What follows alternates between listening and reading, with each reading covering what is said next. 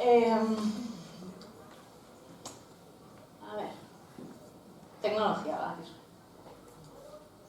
Ez du egite. Pues pena, pues hemen egon naiz. Lasai. Vale, bueno, nire lehengo puntua zen nire burua aurkeztu, baina ja egin dute, orduan lan bat kendu diate, eta bigarrena zen nire tesia aurkeztea, bai? Baina hori ere egin dute. Esatea tesia osorik online dagoela, eskuragarri, deskargatzen badezuet tesi bat da, Vale? Bueno, jun ondorioetara, eta jazta. Vale, gaurko saioa, bai? Zeintzu diren gaurko helburuak. Hau berez politagoa zen, baina formato kontuak letra aldatu da. Eta, bueno, pena ematen di. Vale, hitz egingo dugu lehendabizi haurren eta neraben errealitate digitalari buruz. Bai, jarriot haurrak eta nerabeak ze, bueno, ez? Batzutan daude adin batzuk ez dakigula ja nun kokatu, eta bueno, haurrak eta nerabeak orokorrean, baina haurrak esaten dudanean ja da, hori, LH lau bostik aurrera, bai? Ez du hitz egingo 5 urteko umei buruz, hori egingo dugu hemendik 15 egunetara. Zertarako errealitate hori ezagutu? Bueno, euren bizitza ezagutzeko, bai? Zarratan zuten. Ematen du, gauza asko dakizkigula beraiei buruz, ze kirol gustatzen zaie gehien, edo ze janari duten gustokoe, baina internet kontuetan edo teknologia kontuetan, nola ez den gure interesgunetako bat, pixkat usten dugu horre, egingo dute zeozer, ez? Orduan, errealitate hori ezagututa gero, errepasatuko ditugu errealitate horren onurak, bai?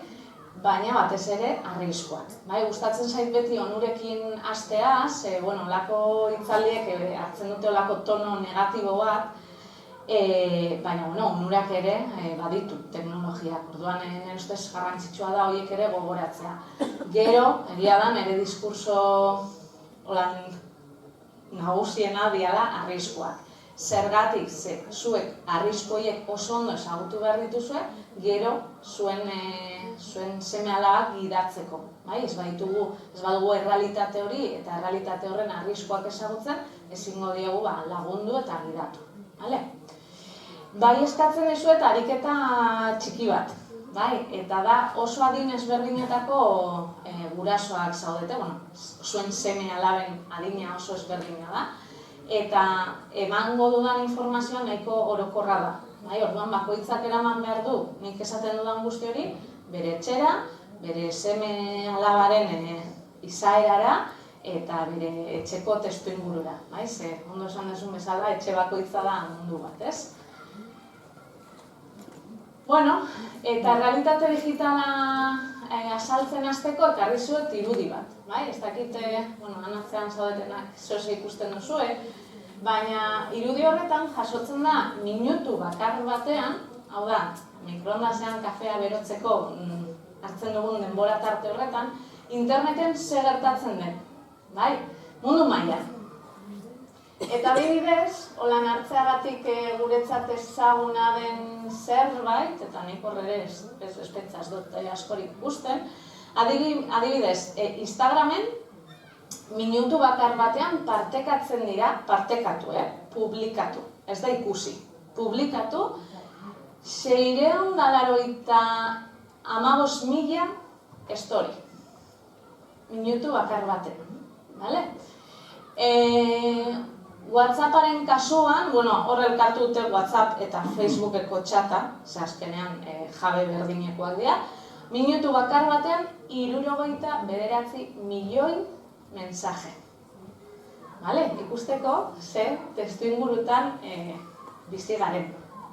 Gure txikitasunetik zerri ari garen ekarpena egiten. Eta, errealidade horren parte dira gure txikiak. Eta errealidade hori hobeto ezagutzeko eta ez hitz egiteko datu orokorrei buruz egin duguna izan da galdetegi txiki bat pasa. pasa dugu galdetegi bat pixkat simpleagoa, galderen forman eta simpleagoa, LH, lau 6 daukat hor jartea, baina igual izan da 5-6 bakarrik, 5-6, LH 5-6, eta gero beste bat pixkate sakonagoa, espetza labur-laburra izan da, baina pixkat sakonagoa, DBH bat lau bitartean, DBH osoan. Online bete dute eta erabat anonimoa, erantzun dute, nahi izan dute. Zuek ikusteko LH-en jaso ditugu 159 erantzun. Eta DBH-en, pixkatxoa gehiago dia baita, 269 erantzun. Orduan, oain errealitate digitalari buruz ariko naizenean, ari naiz, zuen seme-alabei buruz. Ez dira Europako datuak edo, Amerikako ikerketa baten datuak. Nahi genuen, zuentzat ere hau esanguratxo izatea. Hasiko gara erabilerarekin, galdetu diegu ea zeintzu diren gehien erabiltzen dituzten tresna digitalak. Eta LH-en, digitalak dira, tresna digitalak erabiltzen dituzte, hori ez da inolako berrikuntzarik. Baina, hortxe ikusten duzu, ze unekotan, eta telebistak irabazten du, oraindik, ikusiko dezuek edo DBH. Eta gero daukagu mugikorra, Mugikorraren kasuan, hartu ditut, bai esaten dutenak gurasoen mugikorra erabiltzen ohi dutela, edo euren mugikor propioa. Eta bi horien artean, oraindik, gurasoena aukera hori gehiagok markatu dute. Eta, tabletetan ere, berdina, etxekoa eta propioa, nahiko antzera zebien tabletaren kasuan. DBH-ren kasuan, panoramika aldatzen da. Ikusten duzu telebista desagertzen dela, tableta desagertzen da, jarriko dizuet berriro LH-koa, konparaketa azkar bat egiteko. Telebista desagertzen da, tableta desagertzen da, eta hemen kuriosoa da, zen mugikorra da nagusiena zenbakiz, baino LH baino gutxiago zenbakia txikiagoa da. Hemen nik egin dut nire interpretazio propioa, nire esperientziatik eta azkenean umeekin eta nerabekin lanketa egiteagatik. LH-en galdetzen diogunean ea mugikorra erabiltzen duten, nahiz eta gurasoena erabili, eurentzat da mugikorra erabili. Eta aldiz, galdetzen badugu DBH-en, esaten badiogu, mugikorra da gehien erabiltzen duzuna? Ez baldin badaukate eurena propioa ez dute baietz esaten. Ez da berdin ulertzen. Eta horregatik nire ustez da zenbaki horren aldea. Hartu ditugu datuak beste modu batean. Batez be hau, LH-ko proposamen hori bultzatzeko. Eta galdetu diregu ea mugikor propioa daukaten edo ez. Ikusten duzuenez, DBH bat eta bi, hortxe mantentzen da, gero ja 3tik aurrera, listo, lortu dute. Orduan, LH baten, badaude, 24 ikasle, oraindik ez daukatenak euren mugikor propioa, eta 7 daukaten mugikor partekatua. Erabiltzen dute mugikorra, baina ez da eurena propioa.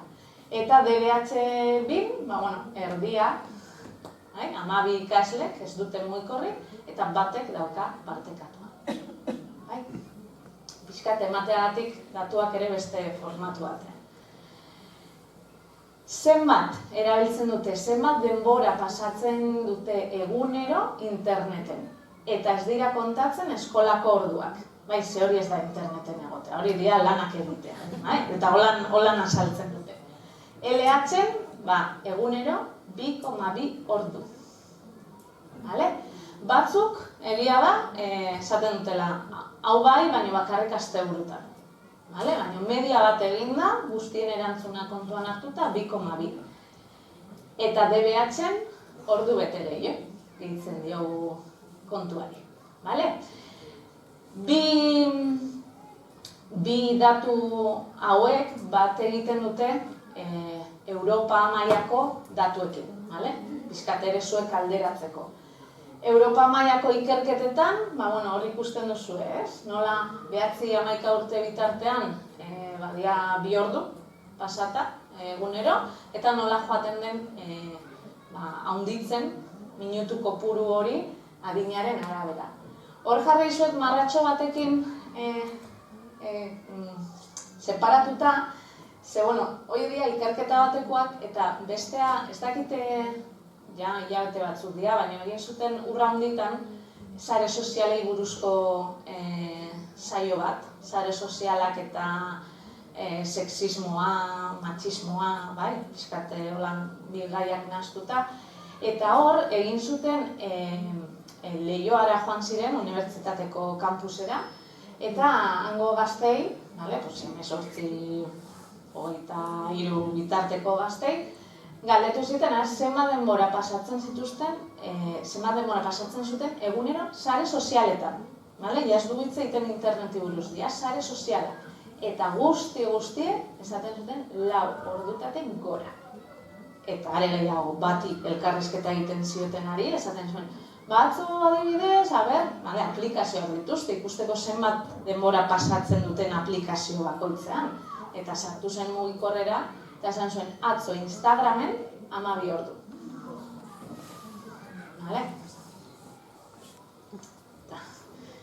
Ekartzeagatik ere hemengo datu bat. Ze askotan, Europakoa da hemen ez da gertatzen, ez?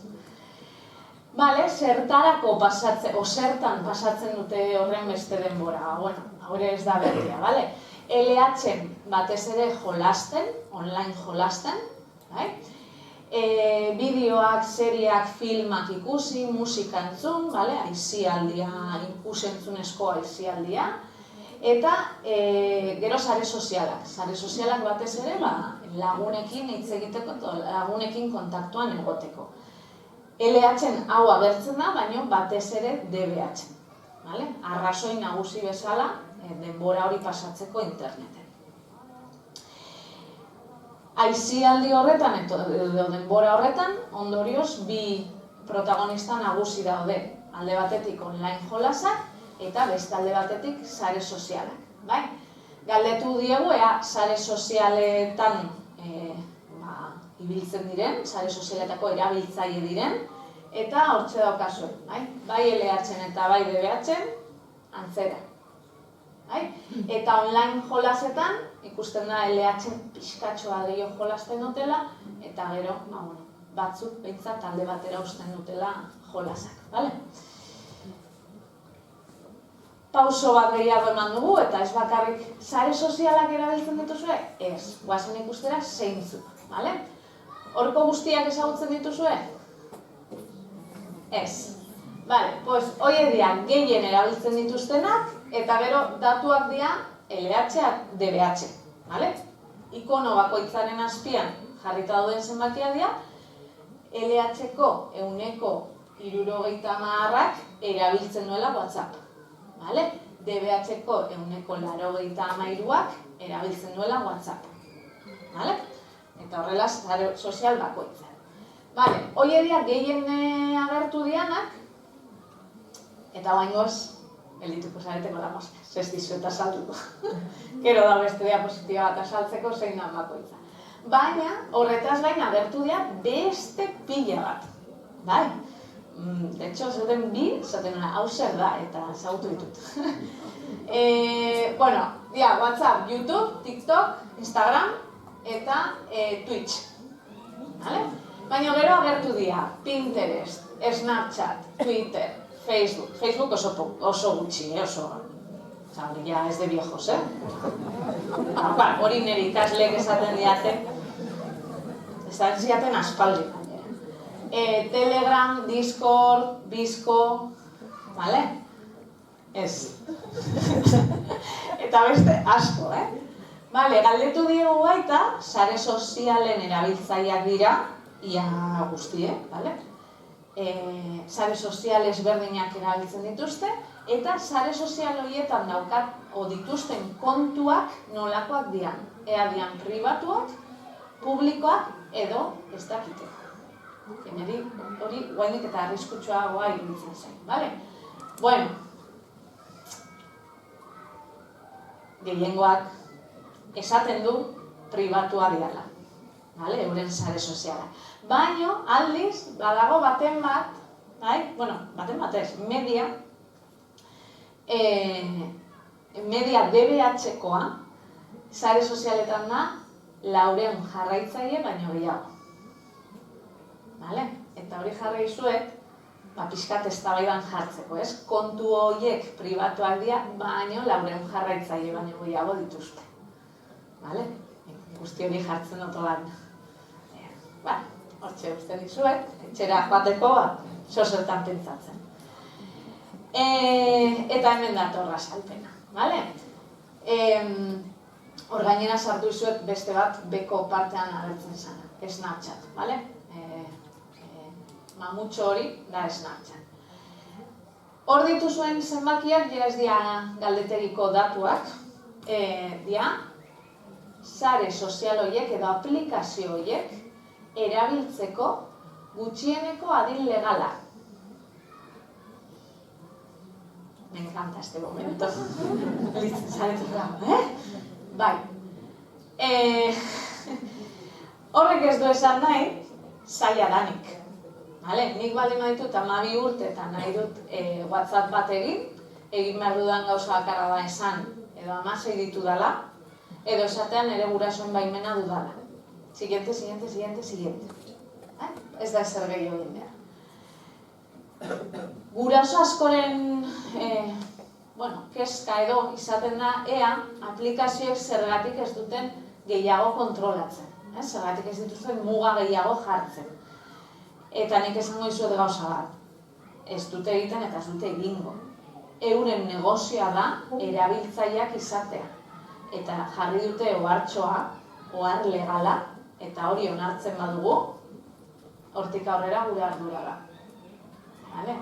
Ez dituzte, euren negozioari ez dizkiote traba jarri.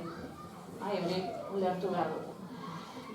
Lehenengo biak dira WhatsApp eta Snapchat. WhatsApp bai, ez? Bai, ez da. Snapchat, WhatsApp antzeko bat, aukeraren bat gehiago dauka, baina, bi horiek erabiltzen dituzte normalean, edo bai banakako komunikaziorako, edo bai talde komunikaziorako. Gustauko litzaidak azpimarratzea batez ere, talde komunikazio hori. Talde pila izaten dituzte, eta askotan talde horien erabilera ez da oso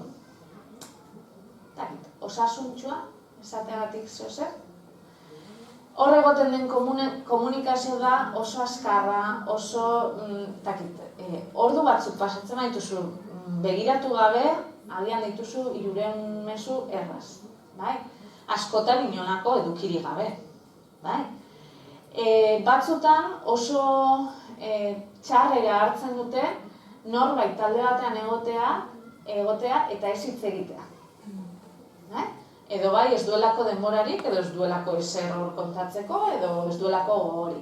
Hori, normalean, adin honetako aurretan eraben artean, ez da ondo ikusten. Eta izaten da, arrazoi bat, pertsona hori taldetik botatzeko.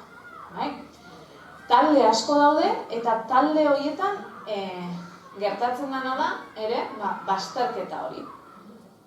Gauza da, edukitzea klaseko taldea, klaseko nesken taldea, baina gero jazten magara, klaseko nesken taldea Maialenik gabe.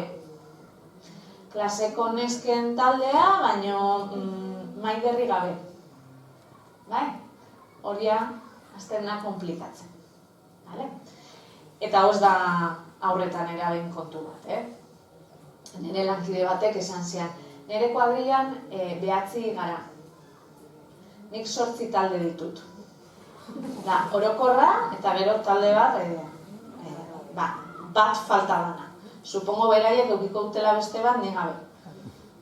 Bueno, venga, igual urte betetzea kantolatzeko ondo, baina bestela. Bale, gero daukagu YouTube. YouTube ere ezagutzen duzu. YouTube bihurtu da euren ikus-entzunezkoen konsumorako bide nagusia. Hor, konsumitzen dituzten edukiak denetarik, batez ere YouTuberrak. YouTuber onak ere badaude, YouTuber euskaldunak ere badaude, YouTuber hezitzaileak ere badaude, baina horiek ez dituzte ikusten. Ikusten dituzte, hitz egiten dutenak holan, nik hori saiatu naiz, noiz baita olako bideo ere, zezu baina zeba, daukatolako tonoa, erabiltzen duten hitzak, abiadura, dira oso bideo askarrak, sustatzen dituzten baloreak, eta gero, da plataforma bat oso errezan dela urrengo bideora pasatzen. Ez itxarotea bideoa amaitu arte, aldatzen dugu, aldaketa horretan da beste YouTuber bat, beste gai bat, eta guzti horrek sortzen duen nahasmena, TikTok eta Instagram, hauek bai? Bai, bintzat sonatu bai, roia erabili. TikTokek lortu zuen arrakasta handia konfinamenduan. Bere hasiera lehenengo pauso horietan zen musikalitik zetorren, lehen musikali zen eta gero TikTok bilakatu zen. Eta zen musika bideoak, koreografiak, oso laburrak, hasieran ziren 12 segundu. Gaur egun ja usten dizute minutu bat eta 10 rolako zoze. Eta, konfinamenduan arrakasta handia lortu du, ez genuen besterik egiteko, eta horretara dedikatu ginen. Arrakasta handia dauka batez ere txikien artean. Gero ja DBH-era salto egiten dutenean, askok TikTok alde batera usten dute, eta pasatzen dira bakarrik Instagramera.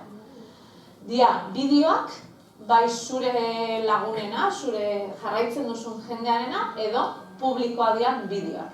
Bideo oso laburrak, eta benetan, 5 minututan ikusi aldituzu, ez dakitzen bat bideo. Eda? Eta 5 minutu horiek azkenean dira 5 ordu. Eta gero, Instagram, da TikTok moduko bat, oso bizuala ere, baina kasu honetan argitaratu daitezke, bai, argazkiak, bideoak, eta produktu estrella dira historiak. Historiak dira, edo bai argazkiak edo bai bideoak, dira argitalpenak, 24 ordu irauten dutenak.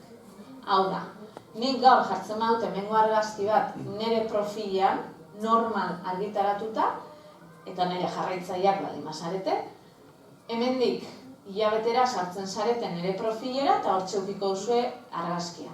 Baina story bezala argitaratzen badut, eta ez bazarete gaur sartzen nire storietara, ez duzu ikusiko.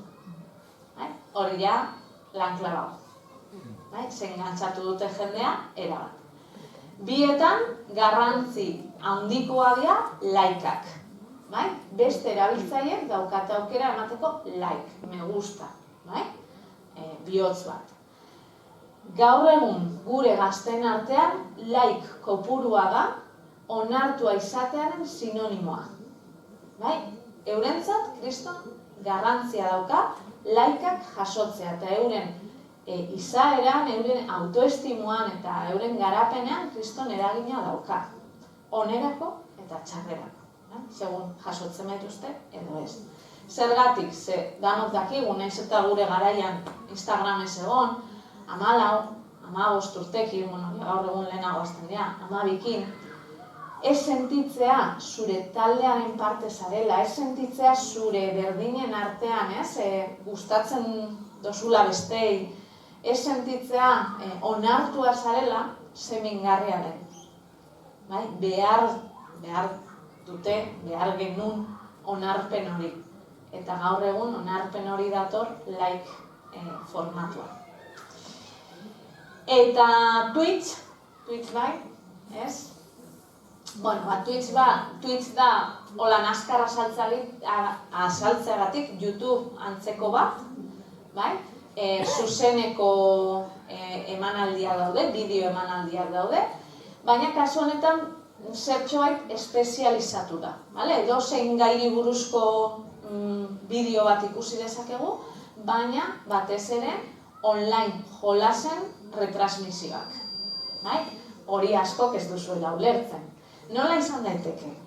Ordubete pasatzea jolasten eta beste ordubete dauka telebista ikusteko eta se pone en YouTube con otra partida. O sea, norbaiten partida, Fortniteen partida ikusten egotea. Hori askok ez duzu ulertzen. Bale. Oainik pixkat euren alde jarriko naiz. Zuek ez duzu ulertzen. Eta niri askotan kostatzen zait, ea nola pasa dezaken norbaitek, serían 90 minutos de partido de fútbol. Hor, ikusten nola egiten dute korrik alde batera bestera, pilota gora eta bera,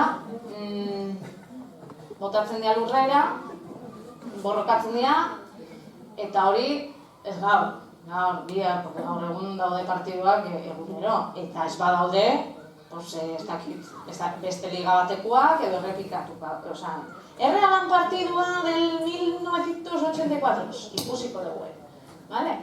Orduan, bueno, kostatzen zaigu ez dalako gure interes junetako bat.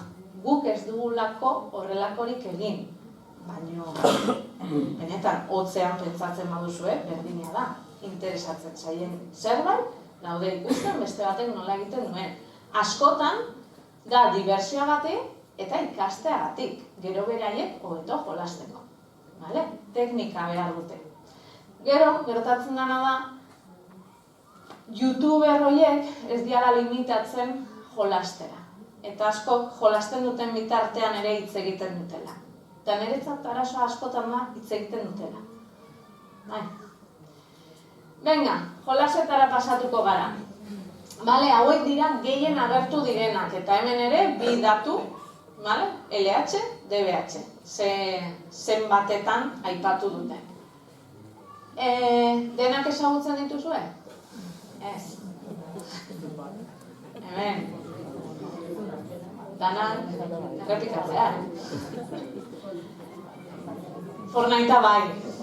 Kriston famatu du, txarra. Bale. Bueno, pasatuko nahi zuzengora, ikusi dituzue datuak, eta hoentxe jartzen dizkizuet beste datu batzuk. Eta da, hoieria, gomendatutako gutxieneko adina. Dia gomendioak, egia ez da kontu legal bat. Eta gomendio horiek ez dia jolasaren zailtasun mailagatik. Aztertzen dutena da, batez ere, edukiak. Baina edukiak ez bakarrik ea violentua den edo ez. Hori, ea sexua dagoen, ea drogak dauden, grafikoen errealismo maila, ez da berdina jolastea Fortniteko pertsona batekin edo Brawl Starseko panpintxo batekin. Ea jolasteko modua zein den, zeda lehengo pertsona nik ikusten dut beso bat tiro bat botatzen edo da panpin bat tiro bat botatzen. Guzti hori aztertzen dute adin hori jartzeko. Fortnitearen kasuan, ezin dut denak aztertu, Fortnitearen kasuan fama hartu du eta normala da, segurute asko darama lehengo postuan, gehien jolasten den jolasa da azken, izango nuke 7 urteetan, eta jarraitzen du lehena izaten. Eta, jolas bezala, esan behar da, grafikoak, efektuak, tarteka ateatzen dituzte temporada berriak, ez aspertzeko, baina badakizu nola jolasten den, erraztasuna daukazu jolasteko. Orduan, hortxe mantentzen da, eta fama txarra hartu du. Ea adiktiboa den, ea eduki horiek ez dira txikientzat, ez, baina ja esaten ari dira, ez direla txikientzat. Eta adiktiboa, bai, baina ia edozein beste jolas bezala. Nahi esan, jolasak daude prestatuta, daude diseinatuta, guri hemen urduritasun hori, gustatzen zaigun urduritasun hori sentitzeko. Eta ez baduzu esinisten, gaur, afalostean, sofan, aukera baldin bakazue pixkate sartzeko, hartu mobian eta instalatu Tetrisa. A ber, zer gertatzen da? Fortnitearen kasuan, Fortnitea da oso jolas askarra, oso askarra.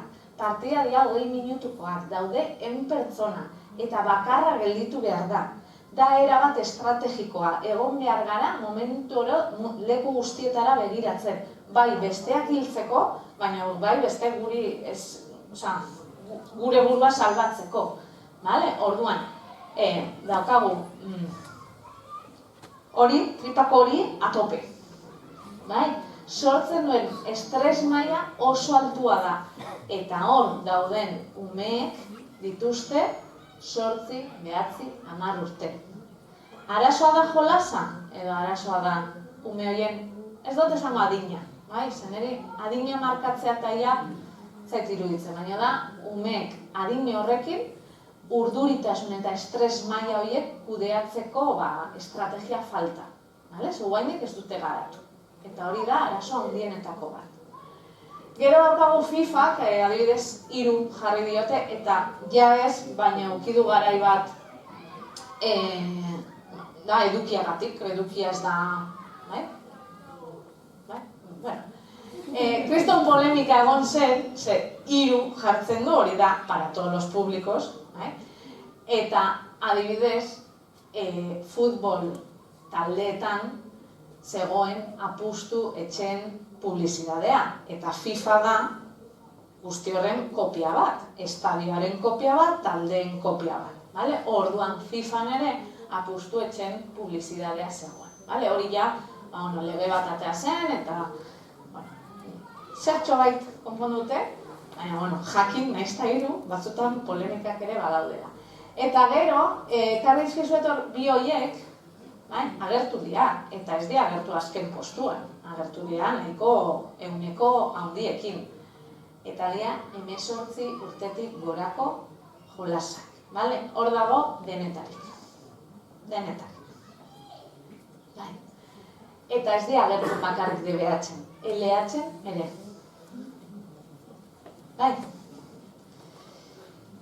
Beste batzuk ere agertu dira, igual txikiagoak dituzuenak Among Us, supongo ezagutuko duzuela, ez baduzu Among Useko 1000 kamiseta, pues bastante. Eta ekarri zuet batez ere ikusteko hori ez dela nire akatz bat. Bi adin daude, eta horrela da. Zergatik?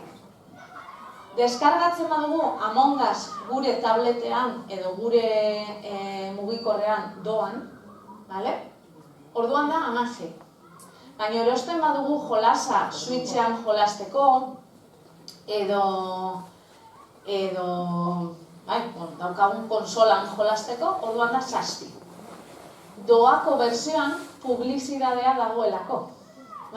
Beti gaude pentsatzen, violentua da, publizidadeara beste eduki mota bat da. Erloju hori ondo dago? Guzti honek gauza positiboak baditu, aurreratu ditut negatibo batzuk, baina onak ere baditu, eta azkenean internetek aukera ematen digu mundua gehiago ezagutzeko. Aukera daukagu hemen gure basoetara joateko, eta hemengo animaliak ezagutzeko, baina internetek ere aukera ematen digu Amazonia hobeto ezagutzeko. Eta ziur nago, dagoela kamararen bat, 24 ordu grabatzen Amazonia, seguru. Ez dut inoiz begiratu, baina begiratu beharko nuke.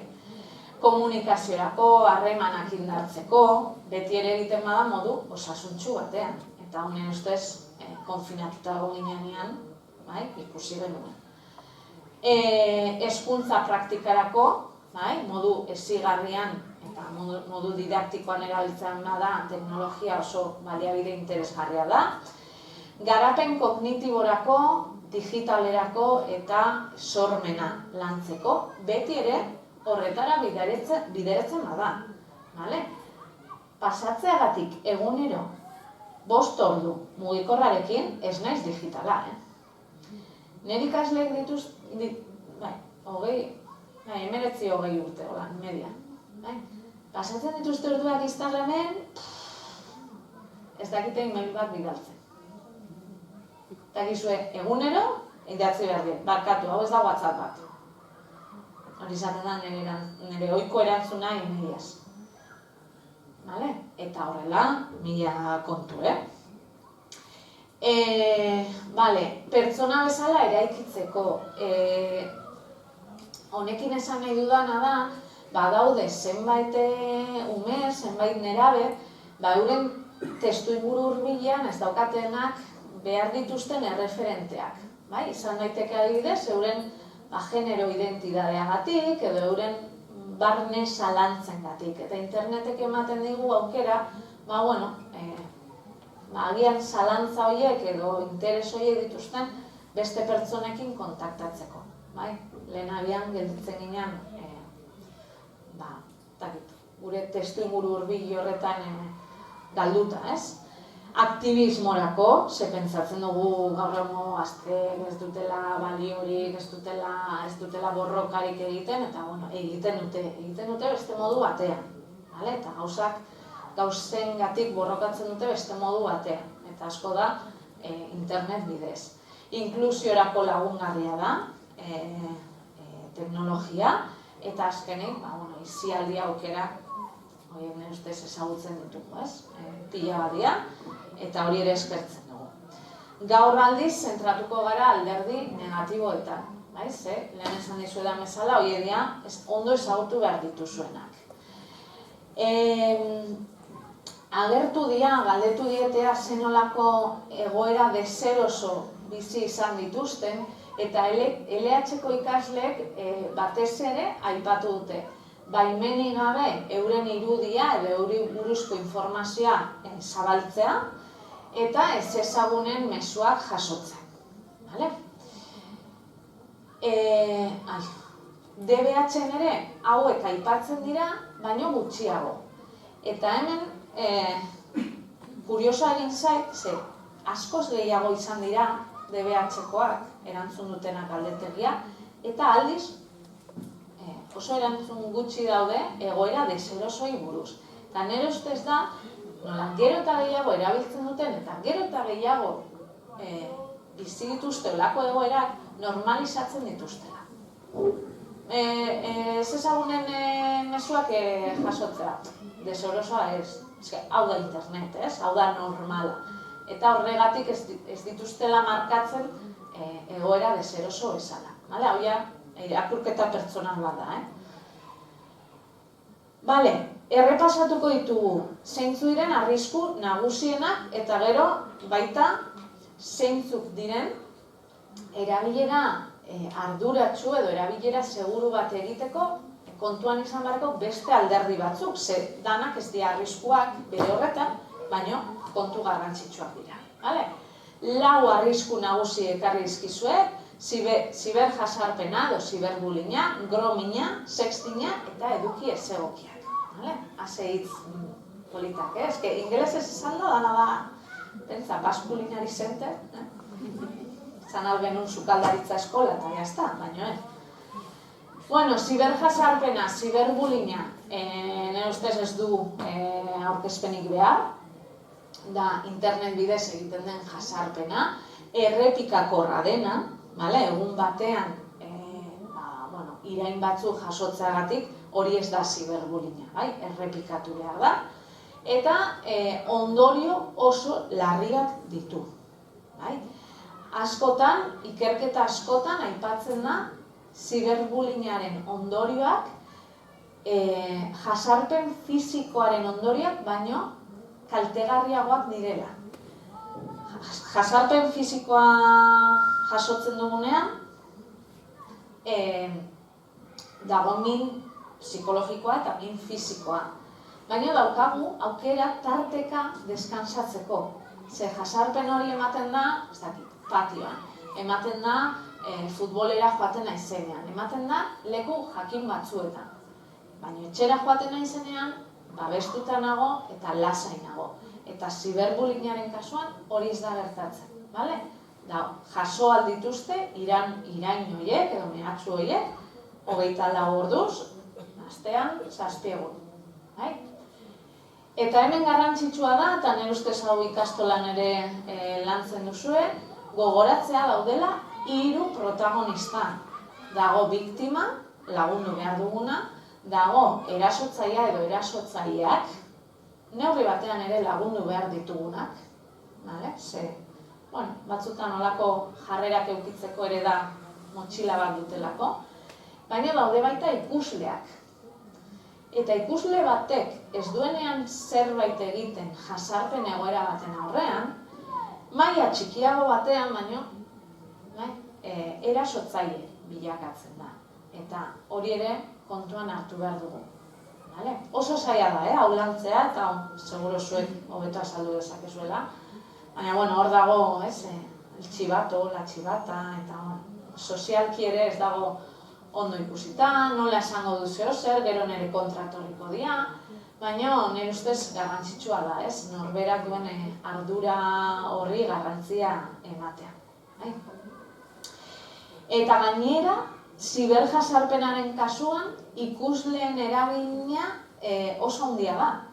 Ze gauza bat da, niri patioan tonta deitzea, eta tonta esaten dut beste edos gauza esateagatik, gaur egun tonta hitza jaz dut erabiltzen, ez? Esatea patioan 10 ikasleen aurrean, edo esatea Instagramen idatzita gelditzen dela eta 400 jarraitzaileen aurrean. Gainera, garrantzitsua dira ikuslea, baina gainera mundu digitalean oainek eta garrantzitsuakoak. Hori pixkate etetea. Gromina, holako hitz ematen du ona, eta bana, polita. Da, helduen jasarpen sexuala.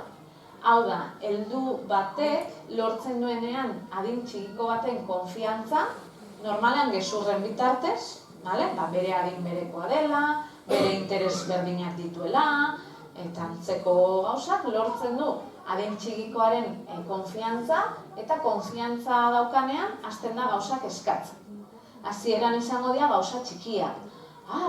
Ja pijaman zaude, bidali argazki bat. Adibide bat jartzen nago, beti ez dute hori eskatzen. Pijaman zure laguna da, egunero hitz egiten duzu berarekin, oso jatorra da, pijaman. Urrengo egunean esaten dizu, gaur pijamari gabe. Eta esaten dizu esetz. Eta orduan esaten dizu, orduan zure pijaman zauden argazki hori jarriko dut zure klaseko guztiek ikusteko. Eta orduan hori ez gertatzeko, bidaltzen diogu argazkia. Eta argazki hori bidaltzen diogunean, urrengo egunean, eta horrela, nahi dutena lortu arte. Askotan dela, aurrez aurreko zita bat. Egia da, kasu kopurua ez dela oso handia, baina horrek ez du esan nahi, nola herri batean bizi garen, hemen danak ezagutzen garen, hau hemen ez da gertatzen, zolakoak entzun ditut, holako hitzaldietan. Hori ere ez dugula pentsatu behar. Egia da, kasuak ez diala asko ematen, batez ere oso konstiente dialako. LH, normalean lanketa egiten dudanean eskoletan, da gehiago LH. LH5, LH6, eta oso konstiente dira. Ez ezaguna daude, eta ez ezagun horiek izan aldia edono. Blokeatzen dute, ez dute erantzuten, ez dute informazio pertsonalik ematen. Batzutan, nire ustez, helduek baino kontzientzia handiagoa dute. Baina, arriskua hortxe dago. Batez ere, kontuan hartu behar dugu arriskua, vulnerableak dian ume horiekin. Pentsa ume bat eskolan bullyinga jasotzen duena. Etxera doa, konektatzen da Instagramera, eta hor dauka berez bere adineko neska bat esaten dira. Ez egin kasu klasekoi, ez zara tonta, ez zara oso guapa zara, oso jatorra, pasatzen dizkio bideoak katuena, polipolita bere eguna alaitzeko. pertsona hori ez da bere laguna da, bere lagun onena. Orduan bereziki, vulnerableenak zaindu behar ditugu zentzu horretan. Eta uste duguna baino gertuago dago, eta ikusi duzu, LH-koek esaten dute, ez ezagunen mezuak jasotzen dituztela. Gero ja, beste pausoa da, erantzutea eta harreman bat egitea. Baina aukera hortxe dago. Daukagu sextinga. Sextinga da material pertsonala, intimoa partekatzea. Baina norberak nahi duelako. Jolas bezala, edo, hau ere, nagusien artean egiten da. Zer gertatzen da?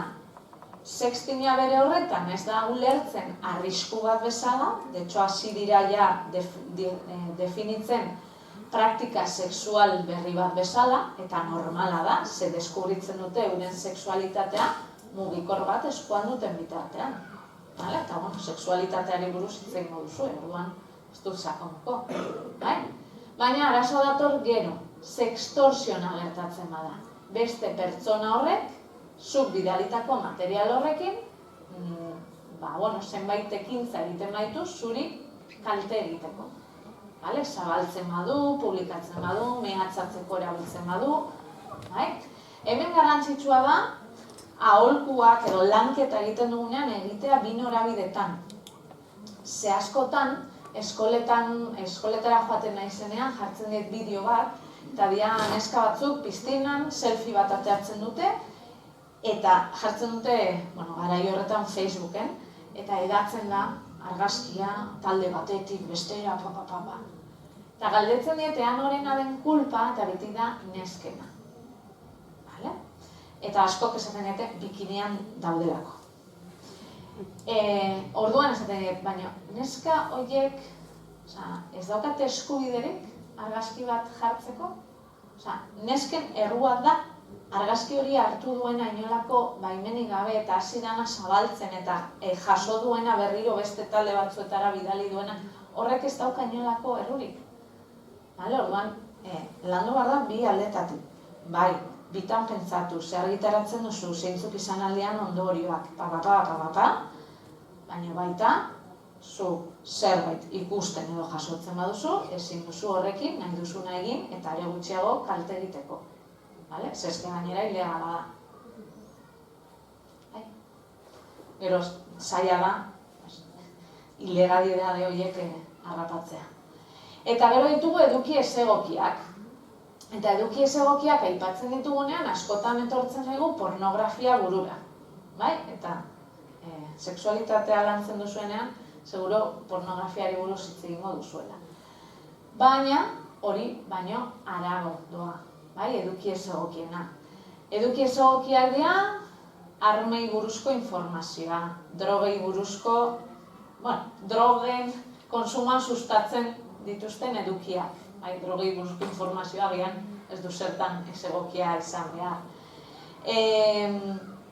Ez dakit, mezuak, WhatsAppeko mezuak, gorroto mezuak, ez dakit, arrasakeri mezuak, eta hola, zerrenda luze da. Hori izan daiteke, bilatzen duguna, interes arraroren bat dugulako, eta interes ezegokiren bat dugulako, baina baita bilatzen ez duguna. Batzutan eduki hori etortzen da gure gana nahi gabe. Izan daiteke WhatsApp mezu batez bidez, edo gaudelako beste gauza bat bilatzen eta hori agertzen zaigu.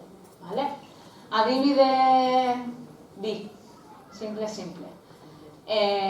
Lagun bat, baserritarra. Etortzen da, badaki, hau dala nire gaia, holako gauzak egiten ditu dela, eta, eske, egonez bilatzen gauza bat, eta, gertu zaidana, ze bilatu duzu, traviesas. Ze nahi zituen, baserrian lan batzuk egin, traviesas de madera, que bueno, chico, niri, gaina kontatu zian pintxokotean, claro. Chico, ze zeunden umearekin 5 urteko umea daka. Ez bakarrik egon. bueno, pues como mucho un buen rato. Ya está, osea, pues holakoa gertatzen dira. Ez, eske gainean jarri dut trabisas baratas.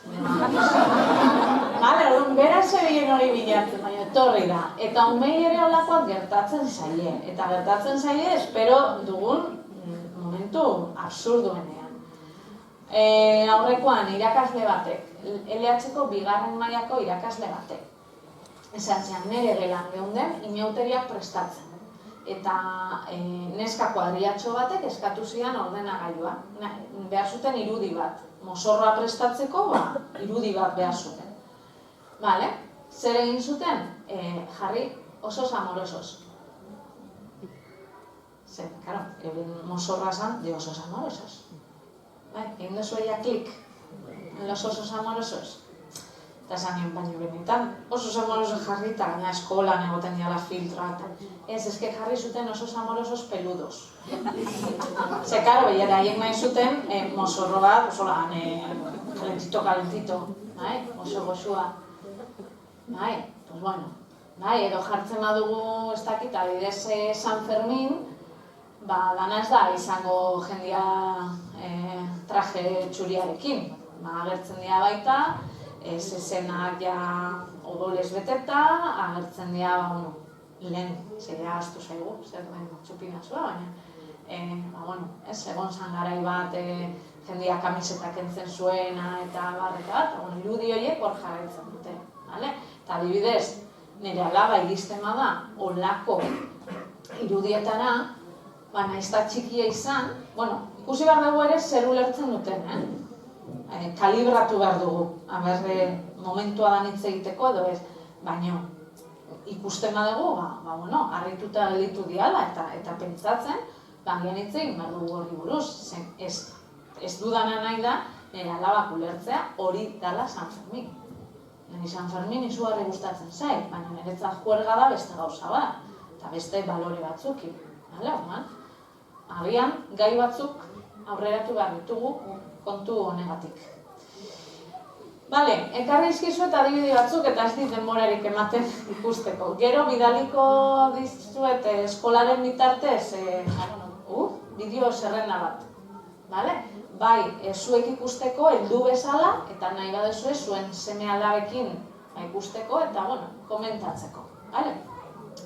Baina, hola, naskar, honetan ikusten da, modan jartzen dian los retos virales. Eta, daude batzuk oso errezak, ea zenbat kamiseta janzten dituzu.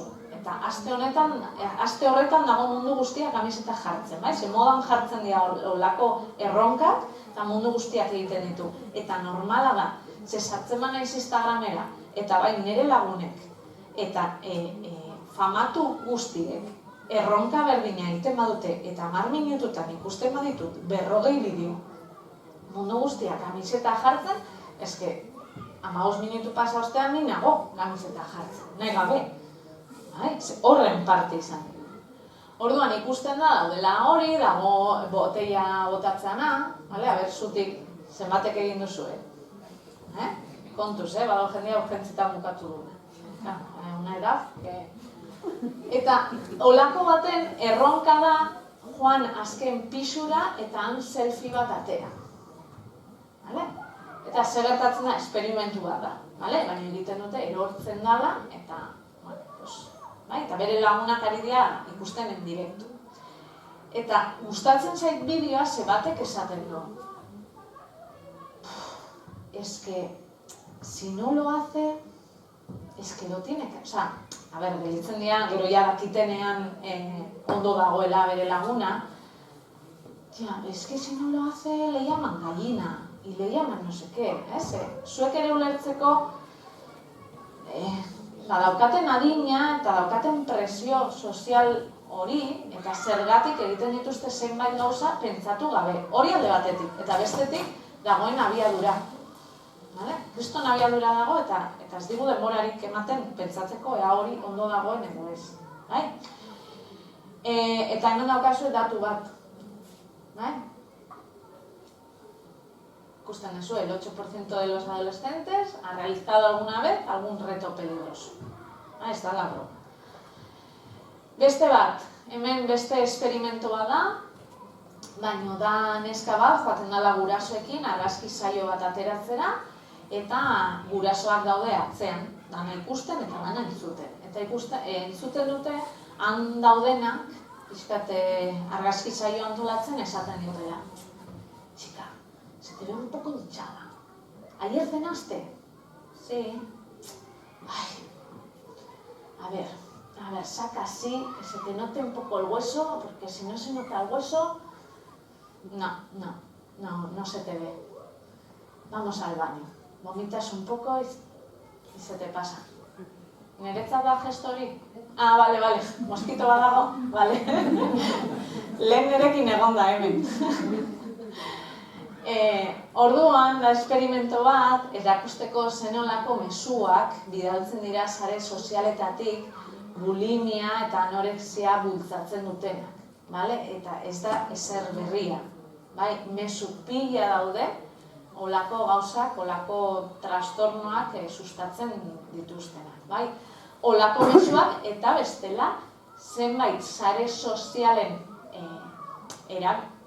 zenbait sare sozialak erabiltzeko modu batzuk ere sustatzen dute olako trastornoa. Zergatik, adibidez Instagramen gorputzaren obsesioa da brutala. Gorputz perfektuak. Perfektuak estereotipo batzuen barruan. Orduan, baldin bagaude denbora guztia olako gorputzak, gorputzak askotan daudenak, ez diana realak, guk ere olako gorputz bat nahi dugu eta ez dugunean lortzen gara olako trastornotan. Egia da, punto lan erdian jartzen dituztela neskak, baina gero eta mutil gehiago daude honetan. Nik eukidot ikasle bat ingresatuta mutila, anorexiagatik. Eta hemen ere jarri dizuet beste bat, eta da jartzen dizkiote argazkiak, jendean argazkiak, pertsona burusoil bat eta segituan.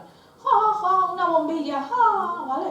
Eta ze erraztasun, olako txorradak, botatzeko txorradak, batzutan ez dira txorradak, oso mingarriak dian gauza.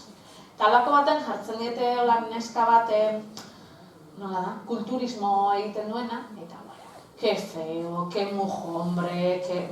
no se cortan un pelo, eta gero agertzen da neska hori aurrean. Eta orduan gaizki sentitzen dira. Hau ere, ikusteko gorroto mezu horiek edo komunikazio hori, aurrez aurrez genukena egingo, ere izan daitekela eduki ez egoki bat. Pixkat adibide batzuk ekartzagatik. Eta esan dizuet, 4 arrisku nagusi horiez aparte, ekarri ditudala ere, kontuan izan beharreko beste alderdi batzuk. Ez direnak arriskuak bere horretan, baina oso garrantzitsuak direnak. Alde batetik gehiegizko erabilera. Galdetu diegu DBH-koei, ea uste duten behar baino denbora gehiago eskaintzen dioten internetik. Eta ikusten duzenez, askok esaten dute baietz. Eta hoiei galdetu diegu ea noizbait saiatu dian denbora gutxiago eskaintzen. Eta askok esan digute baietz, saiatu diala. Eta esan digu, eta galdetu diegu. Eta lortu duzu. Eta askok esan digute ezetz. Kontziente dira saiatzen dira, baina ez dute lortzen. Eta daude hor, harrapatuta. Denbora gehiegi eskaintzen diotenean, normalean, zuk zerbaiti denbora gehiago eskaintzeko, beste zerbaiti denbora kendu behar diozu. Normalean gehien kentzen diote deskansoari. Eta hau eskoletan asko komentatzen da, ja LH-tik. Umeak iristen diala goizetan nekatuta. Beti iritsi gara nekatuta, hori ere, Ni goi juten nintzen noera, eta alare iristen nintzen erdilo. Baina bai, ikusten zaiela beste, nekatuta mentalki. Eta ni egon naiz, 5., 6. mailan, eta esaten dizute nola, eskatzalden ez dut jolastu, etxerako lanak egiten behartzen haute, esaten zu, nitalman, orduan denbora hori gauean berreskuratzen dut. Edo, niri gauetan ez didate guzten, prohibidu. orduan orain egiten dudana da, ordu bete lehenago esnatu. Ze goizetan usten didate jolasten. Zabez, hombre, pues da berdin kentzea. Igual hobeto etortzen zaizu zuri, guraso bezala, goizetan entretenituta ukitzea, baina.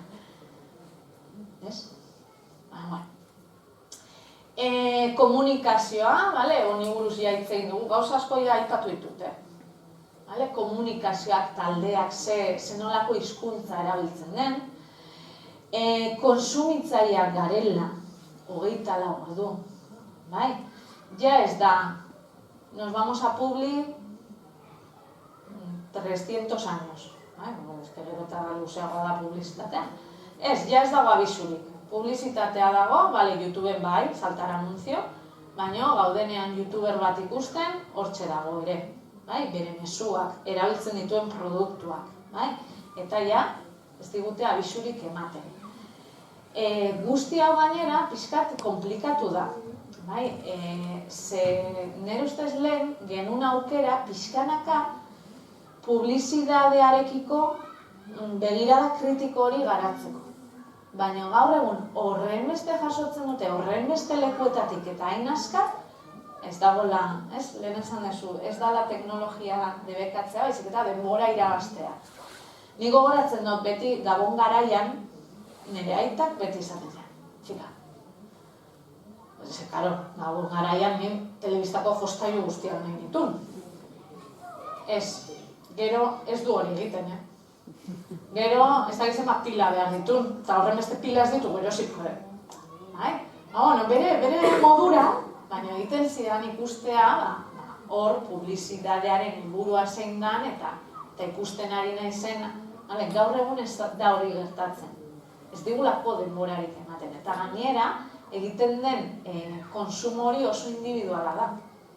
Zuek komentatu aldi dituzue zuen seme-alabekin ikusten dituzten anuntzio guztiak. Daude, horrela, ez dakizu ez da ze anuntzio ikusten ari dira. Oso zaila da, baina hor saiakera txiki bat egin behar dugu. Eta ez bakarrik produktuetan, gaur egun ere ideiak eta baloreak ere saltzen dira. Youtuberrek azkenean ideologiak dituzte, baloreak dituzte, eta hori ere transmititzen da. Estereotipoak, da pasada bat hitz egin dugu, gorputzari buruz, genero estereotipoak daude, edonon. Adibidez, txikien artean, galdetzen badigu zer ikusten, txikiak txikiagoak, 6 urtekoak, galdetzen digu zer ikusten duten YouTubeen, neskek ikusten dituzte eskulanak. Eta mutilek ikusten dituzte edo kotxeak, edo jolasak, edo... Ja ez da zer jasotzen duten, baizik eta erabilera ere dagoela supermarkatuta. Gero nagusiagoak direnean, neskek ikusten dituzte makillaje pelukeria eta mutilek Fortnite edo tokatzen den jolasa. Eta gero hor dauden eredu irrealak. Kontuz, sare soziala dira gustatzeko. Eta gustatzeko egiten duguna da, bizitza zoriontsu eta idealizatu bat erakutsi. Ez bakarrik umeen kasuan. Sare sozialek depresioa sortzen dute, eta oso normala da. Ni baldin manago larun bat batean, nire etxean, aspertuta ez dauka zer hori ez dakit ez da zer da. Urtebeteko umea daukat. Baina nina hor sofan aspertuta, niolako planik gabe, nire pijama zaharrenakin ze da komoduena. Pijama zaharrena beti da komoduena. Nire galtzerdi marabillosoak, eta sartzen ez Instagramera, porque total ez daukaz beste zireginik, eta ikusten da. Lankidea, novio berria daukala, una mariscada, un vinito, afariaren argazki guztiak. Gero igual jungea zerre etxera, baina Instagramen afaria, Daukat bizilaguna jundala de casa rural, 3 seme-alabekin ideal. Danak, zuan ondoan, superfamiliar, Eta gero daukat, kuadrillakoa, oraindik seme-alabarik ez daukana, jundala juergan. No, juerga. Pero de las buenas, pues nola juten naiz ni hoera. Deprimida, total, vale? Zer gertatzen da, nik daukadala nire, begirada heldua, begirada kritikoa, eta esatero, jungo zan aserre, novio berriakin, bestea, espazta el moño de los hijos, eta bestea biharko resaka ikusiko zu, nuea reikdeia. Hori askotan da, konsuelo de tontos, baina guzti hori, jasotzen badugun, guzti hori ideala baldin bada, 10 urterekin, zaila da irakurketa hori egitea, zaila da helduen artean, depresio kopurua asko igo da, helduen artean, sare sozialengatik. Jarraitzaile kopuruaren garrantzia, honi buruz ja hitz egin dugu, nola eragiten dien, eragiten dien laik kopurua, baina laik gehiago ukitzeko jarraitzaile gehiago uki behar ditut. Hau da, la peskariak esan behar delako da. Eta, pribatutasuna buruz hitz egin behar dugu. Askotan pentsatzen dugu pribatutasuna dela bakarrik gure etxe bizitzako helbidea ez ematea, eta hori baino gehiago da. Pribatutasuna dago argazkietan, ze argazki jartzen ditut, ze momentutan, zer ikusten da argazki horretan. Pribatutasuna da ere, ze jarraitzaile ditudan, edo nor den nire jarraitzailea. Ziur nago gaur, bilatzen nauzue Twitterren, adibide bezala, ez duzu egin behar, etxerako lana.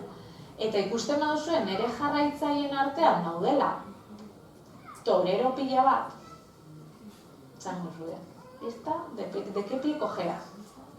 Edo sartzen bazarete eta aldiz ditut hor nire jarraitzaileen artean animalien eskubideen aldeko elkarte pila bat, seguru, pentsatzen duzuena beste gauza dela. Hor ere, niri buruzko informazioa dago. Eta hori, segun nola neurtzen dugun, pribatutasuna da. Aldatu da, pribatutasunaren kontzeptua. Eta gero, hemen jarri dut olan kakotxen hartan, ez dugu sakonduko, baina daude sustantziari gabeko adikzioak. Online jolasengatik galdetu dudanean, aipatzen da Fortnite, horra agertu dian horiek, baina uneko 2 ere aipatu ditu apustu jolasak. Online apustu jolasak. Eskola honetako DBH-ko ikasleen uneko 2. Uneko oso txikia dela, baina hortxe da. Eta, izaten ari da gaur egun nerabeen artean dagoen arazo larrienetako bat. Drogen edo alkoholaren gainetik. Eta guzti hau, eta hau esan dut, gainera gertatzen da abiadura azkarrean ez, super azkarrean. Eta guzti honen aurrean zer? Eta hemen espero dituzue soluzioak eta ez daukate, jaso dezuet txapa guztiak, zertarako ez daukat, bestela igual ez nintzen hemen dago. Baina, guzti honen aurrean gogoratzea, eta hemen bai mugitu dela testua, gogoratzea behar gaituztela. Hortxe gaude guraso bezala euren elikaduran, euren garapen emozionalean, euren garapen fisikoan. Honetan ere, testu inguru digitalean ere behar gaituzte. Zeuren bizitzaren parte bada eta gure laguntza behar dute. Eta gainera, hor egiten duten guztiaren erantzule legalak gu gara. Gainera. Bidea ez da erraza. Eta ikusi duzue, proposamena ez da guazen zerbait egitera, 6 hilabetero, hausnartu, pentsatu, ez da erreza, klaseko guztiek daukaten mobila, ze arau jarriko ditugun, ez da bat ere erreza. Eta arauak aipatuko ditut, baina gero leirerekin egongo zarete, eta arauen gaia bikain lantzen du. Nik egin dizuet aurreko testu ingurua jarri, gero arauak lantzeko.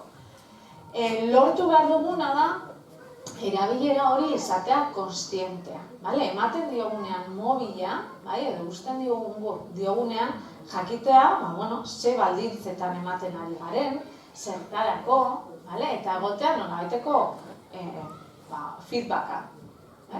Bidaltzen ditugunean kirolera, bueltan galdetzen diogu. Ze moduz, ibili diren, ikusten badugu ez dutela jun nahi.